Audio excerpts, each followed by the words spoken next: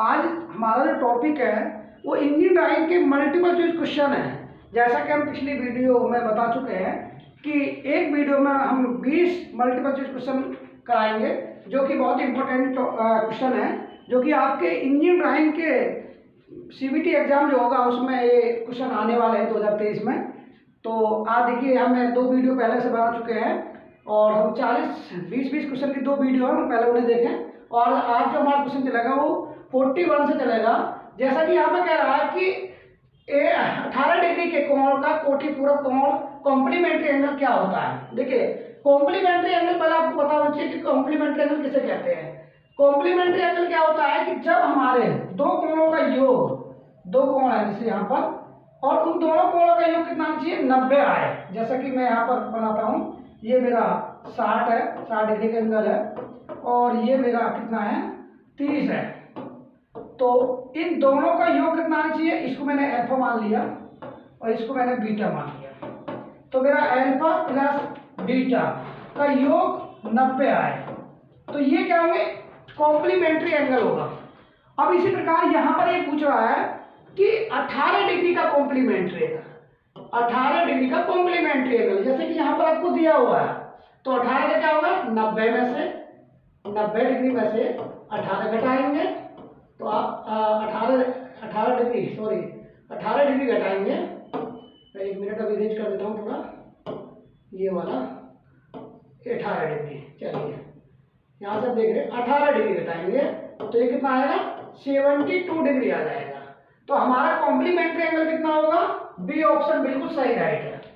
तो इसका complementary angle जो होगा वो 72 डिग्री होगा। चलिए नेक्स्ट क्वेश्चन पे चलते हैं। नेक्स्ट क्वेश्चन देखिए, 42 क्वेश्चन देखिए, यहाँ पर हम 42 क्वेश्चन देखिए।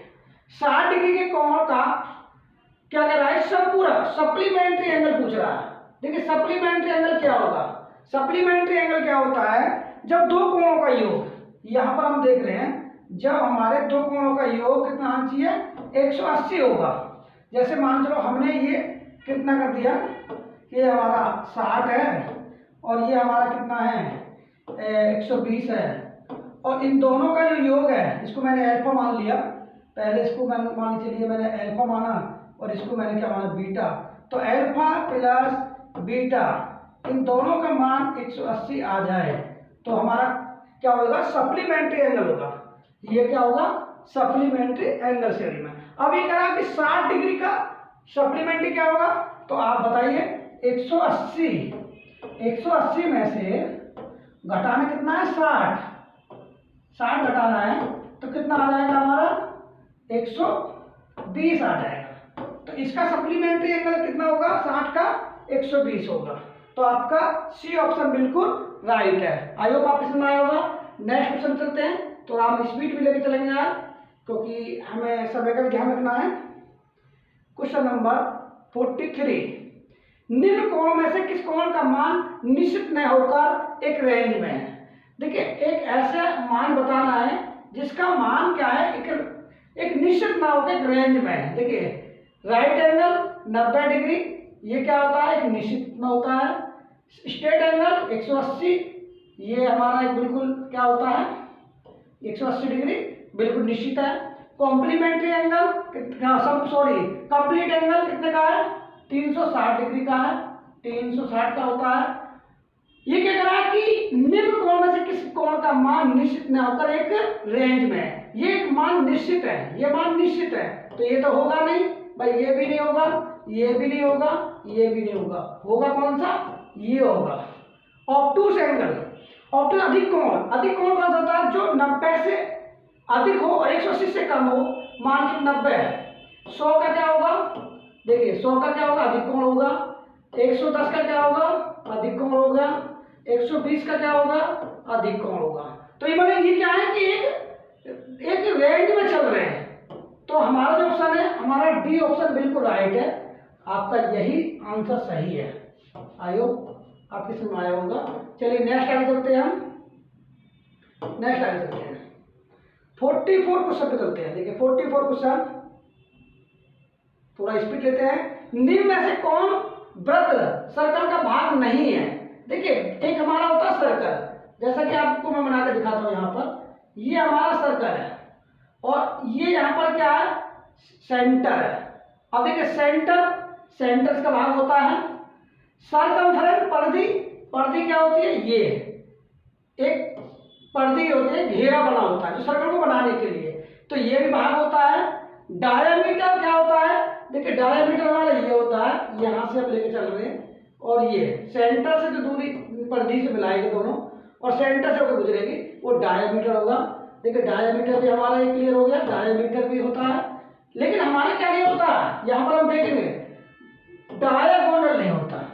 और डायगोनल किसमें होता है, देखिए डायगोनल किसमें होता है हमारा, आगे पढ़ेंगे हम। देखिए ये रेक्टेंगल में हो सकता है डायगोनल, ये जो होते हैं रेक्टेंगल में हो सकता है, स्क्वायर में डायगोनल हो सकता है। तो हमारा सही आंसर कौन सा है, डायगोनल किसका भाग नहीं है, एक सर्कल का भाग नहीं है। चलिए आगे चलते हैं, नेक्स्ट थोड़ा स्पीड में भी लेके चलेंगे आज हम। 45 क्वेश्चन पे चलते हैं। देखिए 45 पे क्या आता है, वृत्त सर्कल की परिधि सर्कमफ्रेंस पर स्थित दो बिंदुओं को मिलाने वाली सरलरेखा को क्या कहते हैं। अब यहाँ पर आप देखेंगे, देखिए ये आपका क्या है, एक सर्कल है और ये कह रहा है कि यहाँ से इसका ये सेंटर पॉइंट हो गया और यहाँ से इसने कहा कि यहाँ से देखिए ये परिधि को मिलाने वाले ये वाली दूरी और सेंटर से ना होकर गुजरेगी। वृत्त की परिधि सर्कमफ्रेंस स्थित दो बिंदुओं को मिलाने वाली, बिंदु ये हो गया, बिंदु P1 कर दिया और यहाँ पर P2, इन दोनों को मिलाने वाली रेखा को क्या कहते हैं, आर्क नहीं कहते, डायमीटर भी नहीं कहते, रेडियस भी नहीं कहते। इसका जो सही आंसर होता है वो कॉर्ड है, जीवा कहते हैं। देखिए जो सेंटर से होके ना गुजरे और परिधि को आर पार या परिधि को टच करे दो बिंदु पर, उसे हम क्या कहेंगे, कॉर्ड कहेंगे। तो आयोग आपके में ये भी आया होगा।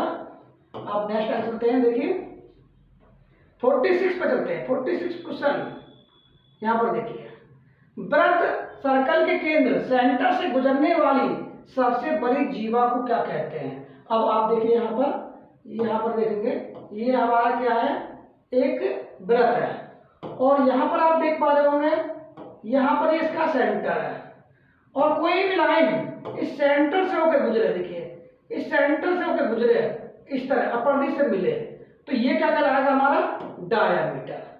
तो यहाँ पर हमने क्वेश्चन में पढ़ा था, वृत्त सर्कल के केंद्र सेंटर से गुजरने वाली सबसे बड़ी जीवा को क्या कहते हैं। देखिए टेंजेंट नहीं कहते हैं, कॉर्ड नहीं कहते हैं, क्या बोलते हैं हम, डायमीटर, रेडियस भी नहीं कहते। तो इसका आंसर क्या होगा, डायमीटर। आयु का प्रश्न आया होगा। नेक्स्ट आगे चलते हैं। देखिए चलिए नेक्स्ट आगे अब आता है 47 क्वेश्चन। देखिए 47 पे क्या कह रहा है, 47 कह रहा है कि वृत्त सर्कल में जीवा कोण और चाप आर्क से घिरे हुए भाग को क्या कहते हैं। वृत्त सर्कल में कोण और आर्क से घिरे क्षेत्र को क्या कहते हैं। देखिए यहाँ पर आप देखेंगे, ये हमारा क्या है, एक सर्कल है और यहाँ से हमने क्या बनाया, ये हमारा सेंटर पॉइंट है और यहाँ से हमने क्या करा, यहाँ से कोई लाइन गुजारी यहाँ से इस तरह। तो ये क्या है हमारी, ये कॉर्ड हो गई। देखिए हमारी जो कॉर्ड हुई, कौन सी कॉर्ड हुई, ये वाली, इसे क्या बोलेंगे हम, कॉर्ड कहेंगे। और इस वाले भाग को क्या कहेंगे, इसको हम भाग को क्या कहेंगे, आर्क कहेंगे। तो ये जो भाग बच रहा है मेरा, देखिए इसे थोड़ा ब्लैक कर देता हूँ, ये जो भाग बचेगा कॉर्ड और आर्क के बीच का जो भाग बचेगा, इसे हम क्या कहेंगे। देखिए इसको भाग को क्या कहेंगे हम, पहले हम थोड़ा सा यहाँ पर चलते हैं।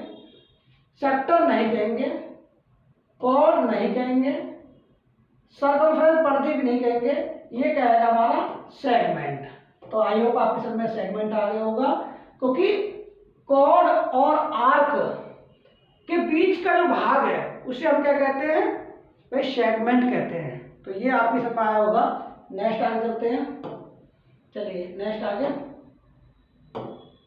चलिए 48 क्वेश्चन पे चलते हैं। सॉरी थोड़ा सा बड़ा हो गया है, थोड़ा छोटा करता हूँ मैं, सॉरी एक मिनट का वेट करेंगे आप। चलिए आई होप क्वेश्चन में आया होगा। 48 में क्या कह रहा है, वृत्त में, देखिए 48 में क्या कहता है, वृत्त में दो अर्ध व्यास रेडियस और आर्क से घिरे हुए भाग को क्या कहते हैं? देखिए एक यहाँ पर आता है हमारा एक वृत्त, देखिए बार बार मुझे वृत्त बनाना पड़ रहा है, और यहाँ पर क्या आता है, ये सेंटर पॉइंट है, और यहाँ से एक रेडियस यहाँ से मिला और एक हमारा ये गया, इसका नाम रख दिया मैंने R1, इसका रख दिया R2, R1 R2, और ये क्या है हमारी रेडियस हो गई, यहाँ से क्या हो गई, ये रेडियस हो गई, देखिए ये रेडियस हो गई और ये रेडियस हो गई यहाँ पर, और इसे क्या बोलेंगे हम, इसको बोलेंगे आर्क, आर्क। और ये जो भाग बचेगा, देखिए ये जो भाग बच रहा है, दो आर्क और एक रेडियस के बीच का जो भाग होगा वो हमारा क्या कहलाएगा, सेप्टर कहलाता है। देखिए आपकी समझ में आया होगा सेप्टर किसे कहते हैं, दो आर्क और एक रेडियस के बीच का जो घिरा भाग है उसे हम सेप्टर कहते हैं। तो चलिए आया होगा आपके समय, ये भी आया होगा। क्वेश्चन नंबर चलते हैं 49 में चलते हैं। देखिए वृत्त में, देखिए यहाँ पर एक क्वेश्चन देखेंगे, वृत्त में 90 डिग्री कोण की त्रिज्या सेक्टर को क्या कहते हैं? देखिए ये हमारा क्या बनता है, वृत्त बनता है, सॉरी वृत्त में थोड़ा सा मैं और राउंड बनाता हूँ, ये हमारा क्या बनता है, यहाँ पर देख पा रहे हैं ये वृत्त बन रहा है, और यहाँ वृत्त में यहाँ से क्या बनना है, ये वाला भाग, तो इस वाले 1/4 भाग, इस वाले भाग को क्या कहते हैं हम भाई, सेमी सर्कल नहीं कहेंगे, क्वाड्रेंट, ये क्वाड्रेंट कहते हैं, और सेगमेंट भी नहीं कहेंगे, और सर्कल में परिधि भी नहीं कहेंगे। तो इसका जो सही आंसर है बी आंसर इसका बिल्कुल करेक्ट है। आई होप आपको समझ में आया होगा। नेक्स्ट आगे चलते हैं। देखिए चलिए नेक्स्ट आगे 50 क्वेश्चन में चलते हैं। देखिए 50 क्वेश्चन, वृत्त की स्पर्श रेखा टेंजेंट उसके केंद्र के साथ कितने डिग्री का कोण बनाती है? देखिए ये भी इंपॉर्टेंट क्वेश्चन है, यहाँ पर आप देखेंगे। चलिए यहाँ पर आइए, ये हमारा क्या है, एक वृत्त है, ये वृत्त बन गया, और यहाँ से एक क्या करते हैं, देखिए एक लाइन डालते हैं ये, जो कि यहाँ से गुजर रही है, और ये इसको स्पर्श कर रही है, काट नहीं रही है। थोड़ा सा अभी मैं थोड़ा सा अभी और इसको इरेज कर देता हूँ, थोड़ा सा टच करके गया है ये एक मिनट थोड़ा इसे मैं हटा देता हूँ। देखिए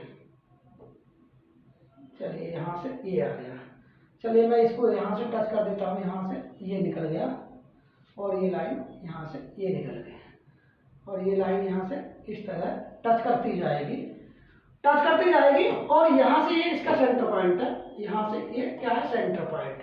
तो एक वृत्त की स्पर्श रेखा टेंजेंट उसके केंद्र के साथ कितने डिग्री का, केंद्र कौन सा हमारा ये, और यहाँ से यहाँ पर ये है, और ये लाइन गुजर रही है, तो ये जो एंगल बनेगा ये इनके बीच में, वो कितने डिग्री का बनेगा, 90 डिग्री का, जैसा कि हम देख पा रहे हैं। तो आपका जो क्वेश्चन डी ऑप्शन बिल्कुल सही है, 90 डिग्री का। वृत्त स्पर्श रेखा टेंजेंट उसके केंद्र के साथ कितने डिग्री बनाएगा, 90 डिग्री का। तो आई होप आपको समझ आया होगा। नेक्स्ट आगे चलते हैं। चलिए 51 क्वेश्चन, देखिए 51 पे चलते हैं हम।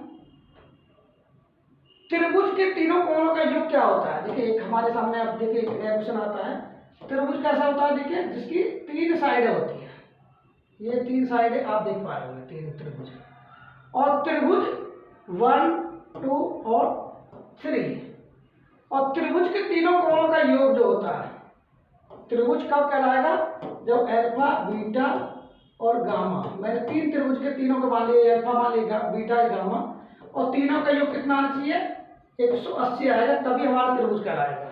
तो यहाँ पर इसका जो आंसर है सी बिल्कुल राइट है, सी आंसर 180। त्रिभुज की कंडीशन तभी कहलाती है जब उसका तीनों का योग कितना आना चाहिए, 180 आना चाहिए। चलिए आगे नेक्स्ट आ चलते 52। देखिए क्वेश्चन जो हमने देखा था अभी, हाँ सॉरी 51 हो गया हमारा, इसे थोड़ा सा और बड़ा करते हैं। चलिए 52 पे चलते हैं।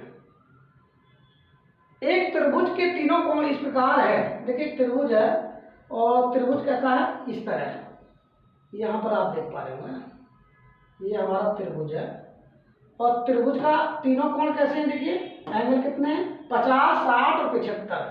चलिए मैंने ये मान लिया 75 डिग्री का है। और ये कितने का है? तो ये हमारा 60 का मान लिया। और ये कितना है? ये हमारा 50 का, ये 50 का है।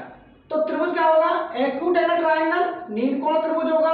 ऑब्टूस एंगल ट्रायंगल भाई अधिक कोण त्रिभुज होगा। राइट एंगल ट्रायंगल, समकोण त्रिभुज होगा, इनमें कोई नहीं। तो हमारे तीनों एंगल हैं वो क्या है? नील कोण है। तो हमारा एक्यूट एंगल ट्रायंगल इसका सही आंसर होगा। क्या होगा? ये न्यून कोण त्रिभुज होगा। तो ये भी आई होगा, आपके समझ में आया होगा। चलिए नेक्स्ट आ चलते हैं 53 क्वेश्चन पर चलते हैं। देखिए एक त्रिभुज ट्रायंगल के तीनों कोण इस प्रकार है। देखिए त्रिभुज के जो तीनों कोण है वो ये है 30, 45 और 105। तो पहले त्रिभुज बना लेते हैं। देखिए थोड़ा इधर उधर हो सकता है, आप देख सकते हैं। ये आ गया। तो ये कितना हो गया? ये कह रहा है कि ये 105 का है, 105 डिग्री का। ये कितने का है? ये 45 का है, 45 डिग्री का। ये कितने का है? 30 डिग्री का है। तो ये त्रिभुज कौन सा होगा?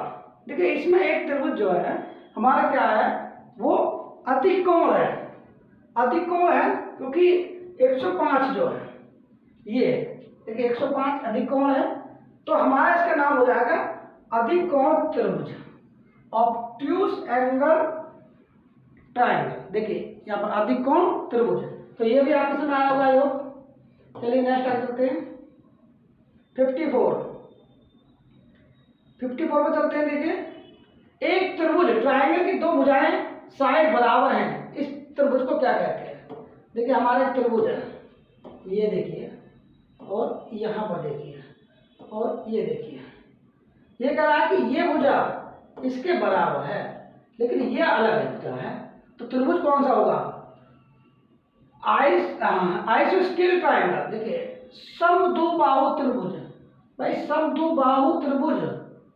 समद्विबाहु मतलब जिसकी दो भुजाएं समान हो उसे हम समद्विबाहु त्रिभुज कहते हैं। तो इसका बी ऑप्शन बिल्कुल राइट आंसर हो गया।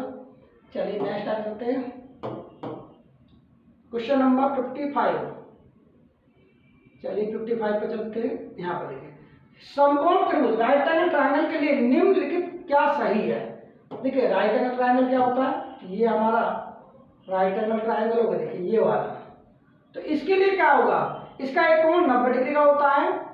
भाई ये वाला बिल्कुल सही आंसर लग रहा है क्योंकि इसका जो एक एंगल दिखाई दे रहा है हमें, ये वाला जो एंगल दिखाई दे रहा है एक एंगल, वो कितने का आ रहा है? 90 डिग्री का। तो ये आई होप आपके समझ में आया होगा। चलिए नेक्स्ट आगे देखिए। थोड़ा हमें स्पीड का और ध्यान देना है।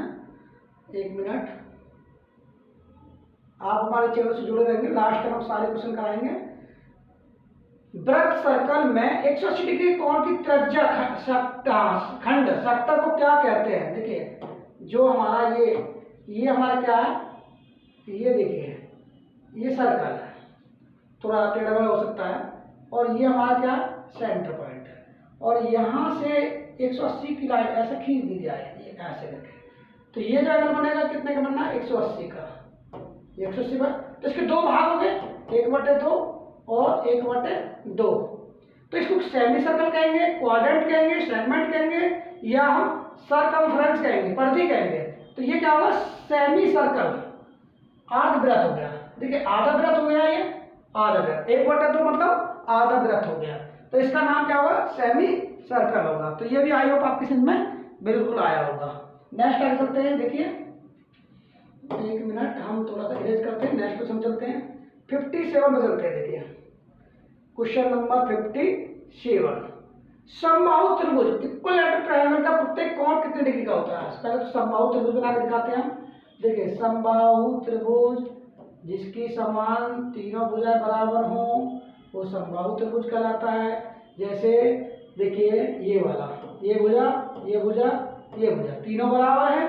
तो प्रत्येक एंगल कितने का होता है? भाई ये भी 60 का होगा, और तो ये भी 60 का होगा, और ये भी कितने का होगा? 60 का होगा। तभी तो 6 60 × 3 6 × 18 180 आएगा। अब देखिए तो इसका प्रत्येक कोण कितने का हो गया? 60 का। इसका सी ऑप्शन बिल्कुल राइट है। आप देख लेना सब लोग। तो आई होप आपको समझ में आया होगा ये भी। नेक्स्ट आगे देखते हैं 58 पे चलते हैं। देखिए 58, निम्न में से कौन सी आकृति के विकर्ण डायगोनल असमान होते हैं। देखिए इसमें से कह रहा है कि निम्न में से कौन सी आकृति के विकर्ण डायगोनल असमान होते हैं। किसके? स्क्वायर के नहीं समान होते, रेक्टेंगल के, पैरेललोग्राम के। देखिए मैं आपको दिखाता हूँ तीनों लोग बना, तीनों चीजें बना के आपको क्या स्क्वायर होता है ये सारी चीजें बना के दिखाता हूँ आपको मैं।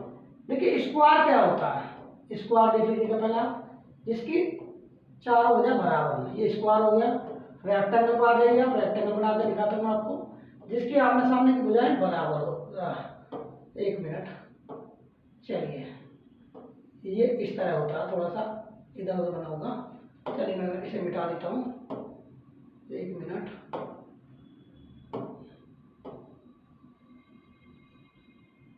चलिए अभी नहीं मिटाया, चलिए हम अब मिट गया। इसे थोड़ा सा और बढ़ा देते हैं। देखिए इसे रेक्टेंगल टाइप में, ये हमारा क्या हो जाता है, रेक्टेंगल हो जाता है। पैरेललोग्राम की बात करेंगे, देखिए पैरेललोग्राम ये किसका बिगड़ा हुआ रूप होता है, रेक्टेंगल का ही बिगड़ा हुआ रूप होता है। अब ये कह रहा है कि डायगोनल असमान होते हैं। देखिए अब इसकी बात करें डायगोनल की, इसके डायगोनल क्या होते हैं, समान होते हैं। स्क्वायर के डायगोनल क्या होते हैं, समान होते हैं। रेक्टेंगल की बात करें तो मैं कलर चेंज इसलिए कर रहा हूँ, आपको समझ में आ जाएगा। इसके डायगोनल भी समान हुए, बराबर है। देखिए और जो हमारा पैरेललोग्राम है, यहाँ पर आप देख पा रहे होंगे, ये छोटा है और ये वाला जो डायगोनल है ये बड़ा है, तो यही आंसर हमारा बिल्कुल सही होगा भाई, ये वाला सी ऑप्शन इसका। इसके डायगोनल क्या होते हैं, असमान होते हैं। तो आपका मैंने आपको समझाया ये चीज, आया होगा, समझ में आया होगा। नेक्स्ट आगे चलते हैं 59। देखिए 59 क्वेश्चन, यहाँ पर निम्न में से कौन से चतुर्भुज के विकर्ण डायगोनल समान होते हैं तथा परस्पर समकोण पर राइट एंगल पर समद्विभाजित करते हैं। चलिए मैं आपको 1 सेकंड का समय देता हूं, आप इसमें 1 मिनट बताइए, आप जल्दी, मैं आपका वेट कर रहा हूं। सभी लोग इसका जवाब सही तरीका से बताएं। तो काफ़ी बच्चों के जवाब मेरे हिसाब से आ रहे हैं, बताइए। देखिए जैसे मैं बना के देख लेते हैं यहाँ पर 1 मिनट आपके सामने। देखिए स्क्वायर भी बनाया था हमने, ये देखिए थोड़ा सा बड़ा बनेगा, यहाँ पर आइए।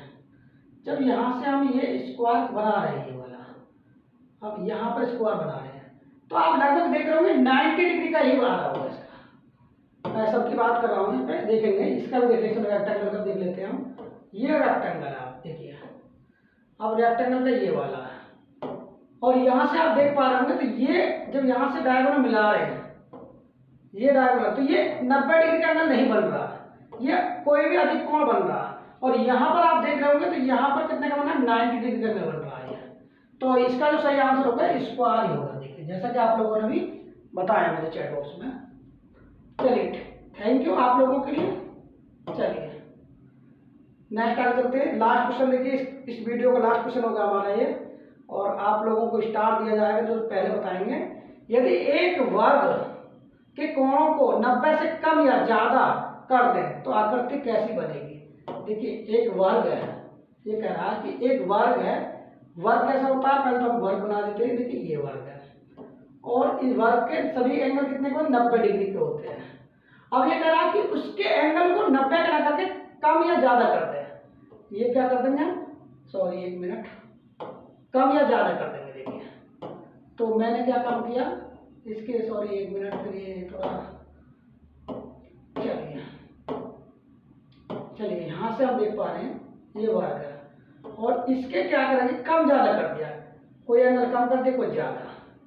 तो ये कौन सी शेप बन गई, सेम ये शेप क्या बन गई, यहाँ पर देखेंगे रोम्बस। इसका क्या ऑप्शन होगा, बी ऑप्शन बिल्कुल सही होगा, रोम्बस। आई होप आपके समझ में आया होगा। इस तरह की और वीडियो देखने के लिए हमारे चैनल को लाइक और सब्सक्राइब करें। भाई मैं सारी वीडियो आप लोगों के लिए जो ITI कर रहे हैं स्टूडेंट, उनके लिए मैं जल्दी प्रोवाइड कराऊंगा। थैंक यू, धन्यवाद।